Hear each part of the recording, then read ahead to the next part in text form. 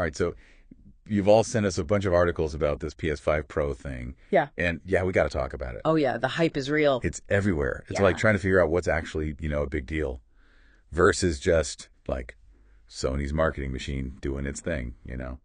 Yeah, it's easy to get caught up in all the excitement of the announcement, but it's good to step back and really, dive in and see what they're offering. Exactly. And that's why we're here, Right. right? We're going to break it all down, the good, the bad, and let's be real, potentially the wallet draining aspects of this. Hmm. Because, is this a must-have upgrade or more of an I'll wait for the PS6 situation? Yeah, I think that's the question, right? It is the question. For a lot of people. So let's talk about the actual upgrades. Because Yeah. Sony's making some pretty bold claims about, the tech powering this thing. Yeah, they're really focusing on three big technical improvements. The PS5 Pro's like holy trinity, if you will. Okay, so what's first on the altar of awesome? Well, the GPU, the heart of any gaming machine, right? They're boasting a 67% increase in compute units compared to the original PS5. Okay, I got to be honest, that sounds impressive and all. But I need a quick explainer. What even is a compute unit? Yeah, so basically they do all the heavy lifting when it comes to processing all the visual information in a game. So more compute units means your console can handle way more information way more quickly. Basically, think of it like this. Those massive open world games that make your PS5 sound like a jet engine, those are going to feel buttery smooth on the Pro. Okay, music to my ears. I like the sound of that. But what about ray tracing? I mean, the PS5 already has that, so what's changing there? Right, but now the Pro is promising to handle ray tracing at double, sometimes even triple, the speed of the original PS5.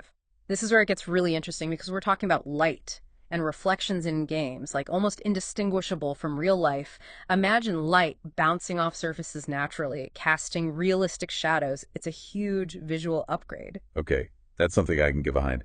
And what about this whole AI upscaling thing, this PlayStation Spectral Super Resolution? Is that just upscaling with a fancy new name? It's actually way more advanced than your standard upscaling.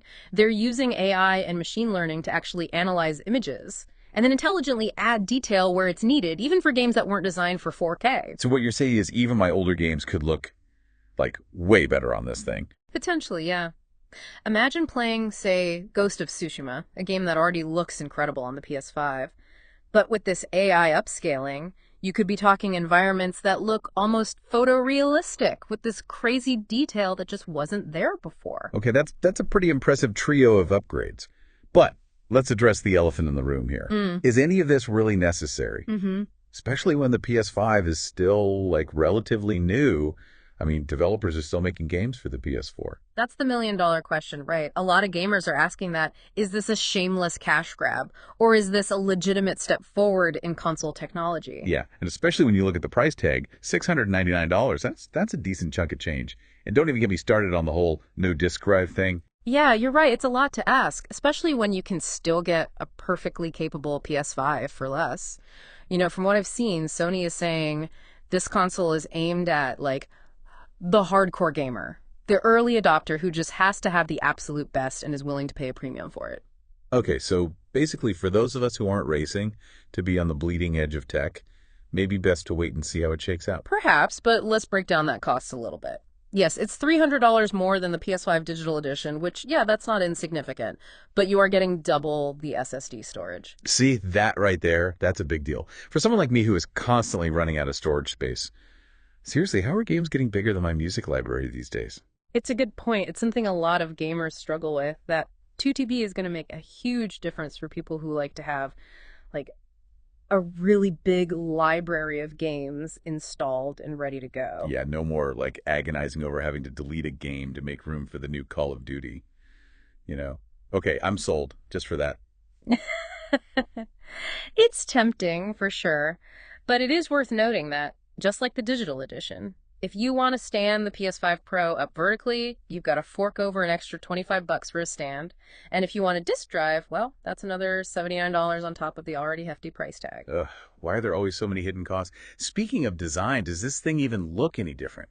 It's more of an evolution than a revolution. They've stuck with the overall aesthetic of the PS5 and the Slim, but they've added these sleek black stripes to the Pro model. So it's the same, but, with a bit of a visual upgrade. Exactly. A subtle way to let people know you're rocking the latest and greatest. I like it. Yeah. And what about those of us who shelled out the big bucks for the DualSense Edge controller? That thing was not cheap.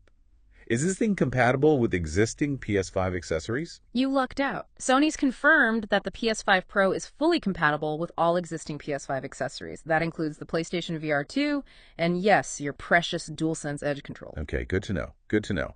So we've covered those big three upgrades. We've talked about the cost and the very sneaky hidden costs. And we've touched on the design. So what else is there to unpack about the PS5 Pro? So you said there's more to the PS5 Pro than just those three big upgrades? Oh, yeah. Like, what else is there? What else did Sony pack into this thing? Well, for one, remember how we were talking about it being able to play PS4 games? Yeah.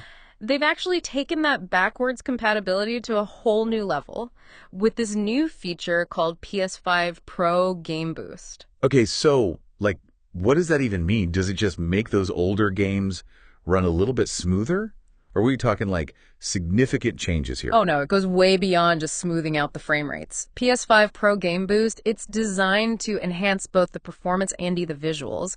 We could be talking over 8,500 PS4 games looking and playing better than ever before. So you're saying I could fire up, like, my favorite PS4 game, the one I've sunk, like, hundreds of hours into, and it would suddenly look noticeably sharper, like more detailed, smoother performance. Yeah. Almost like I'm experiencing it again for the first time. Exactly. That's pretty compelling for someone like me. I have a huge backlog of PS4 games I've been meaning to go back and play. I feel that. And speaking of revisiting games, that massive 2 TB SSD we talked about, that's got to be a game changer. Oh, absolutely. No more deleting games to make room for new ones. Nope. I can finally just have my entire library ready to go. Exactly. I mean, with the size of games these days, Yeah. 2TB is starting to feel less like a luxury and more like you need that. Yeah, no kidding. These install sizes are getting out of hand. They really are. But I mean, hey, maybe that's a good problem to have, right? Yeah. Bigger games, bigger worlds to explore. Okay, but we got to talk about the elephant in the room. Or should I say, the lack of something in the room. No disk drive on this thing. It's going totally digital. What are your thoughts on that? I mean, it's definitely a sign of the times. Digital downloads are becoming more and more popular. It seems like Sony is all in on that being the future. Yeah, I get it, but I don't know. Part of me is a little nostalgic for those physical copies, you know? Like, I like having a shelf full of games, being able to lend them to friends. Yeah, I know what you mean. Those physical copies, they're more than just games for a lot of us. They're memories, you know? It's a tangible connection to, like, our gaming history. And, of course, for people who don't have reliable internet or people who prefer to buy used games. Yeah, the PS5 Pro might not be the best choice right away. Yeah, it'll be interesting to see how this all-digital approach changes the used game market, too. Yeah, definitely something to keep an eye on. Okay, last but not least, the design. Did they make any big changes, or is it pretty familiar? It's definitely more familiar than it is like a whole new design. Sony's sticking with that same overall aesthetic from the PS5 and the PS5 Slim, but they added some like stylish black stripes to this Pro model. Okay, so like picture the original, but with a bit of a makeover. Exactly, yeah. Subtle but noticeable. Yeah. I like it. Okay, so just to confirm, for those of us who already spent a bunch of money on PS5 accessories, everything works on the Pro. Yep, everything.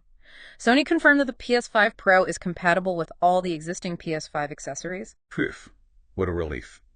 Okay, so we talked about the upgrades, the price, those hidden costs, the new features, the design, the missing disk drive. I think it's decision time. With all that in mind, is the PS5 Pro worth getting excited about? So, like, cut to the chase. Who is this thing really for? Should we all be like pre-ordering this thing right now, or should we maybe hit the brakes a little bit? I think if you're the kind of gamer who, you know, you look at tech specs and you get excited, right? You live for those moments where the visuals in a game just blow you away. The PS5 Pro is probably going to be right up your alley. So it's kind of like the console equivalent of like a super high-end gaming PC. Exactly, yeah. Just all about those top-of-the-line graphics. You'll probably want a really nice 4K TV to go with it to take advantage of it all. But yeah, if you need the best of the best and you've got the cash to drop on it, go for it. I don't think you'll be disappointed. But what about those of us who, you know, aren't quite ready to drop $700 on a new console? Yeah, I mean, if you're happy with your PS5, or even if you're still rocking a PS4 and thinking about upgrading, the Pro is probably not worth rushing out for. Especially because it's going to be a while before developers really figure out how to use all that power. Yeah, that makes sense, yeah. It's like any new tech, right? The early adopters, they kind of pave the way.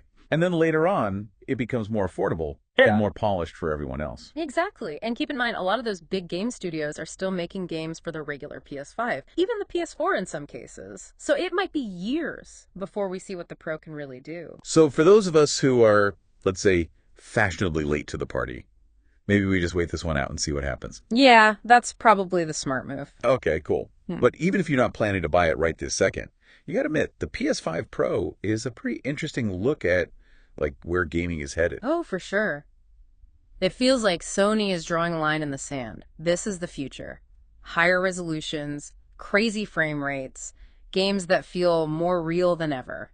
And that just makes me wonder, how are game developers going to respond to this? Right. Are they going to use this power to make even more ambitious, more visually stunning games? Or is this going to split the market, right? Yeah. Some games for the hardcore pro owners and then other games for everyone else. It's going to be fascinating to see how it all plays out. Well, there you have it. We've armed you with all the knowledge, or at least as much as we fit into one deep dive. Now it's up to you to decide. Is the PS5 Pro calling your name? Or are you going to set this one out and see what happens? Head over to our website or hit us up on social media and let us know what you think. We want to hear from you. Until next time, happy gaming, everyone.